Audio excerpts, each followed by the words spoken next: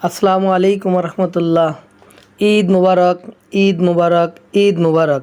আলহামদুলিল্লাহ, মহান আল্লাহ পাকের দরবারে লাখো কোটি শুকরিয়া যে আল্লাহ পাক রব্বুল আলামিন আমাকে আপনাকে আজকের এই দিন পর্যন্ত সুস্থ রেখেছেন, 29টা রোজা সুস্থভাবে রাখার তৌফিক দান করেছেন, সাহারি প্লাস ইফতারি করার তৌফিক দান করেছেন। যেহেতু আমি একজন খামারি, আমার খামারের কাজ আমাকে তো করতেই হবে। ঈদ হোক, রোজা হোক, ঝড় হোক, বৃষ্টি হোক, খামারের কাজ করাই লাগবে।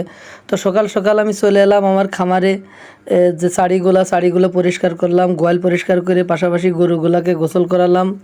এগুলো করার পাশাপাশি গরুকে কাঁচা ঘাস দিতে হবে, দানা খাবার, যে খাবারগুলো লাগবে আজকে ওদেরকে একটু চেষ্টা করব ভালো ভালো খাবার দেওয়ার। যেহেতু আমরা আজকে ঈদের দিন নিজেরা ভালো খাবার খাবো, ভালো পোশাক পরবো, ওদের তো আর পোশাক পরানো যায় না, তাই চেষ্টা করতে হবে গরুগুলোকে একটু ভালো ভালো খাবার দেওয়ার।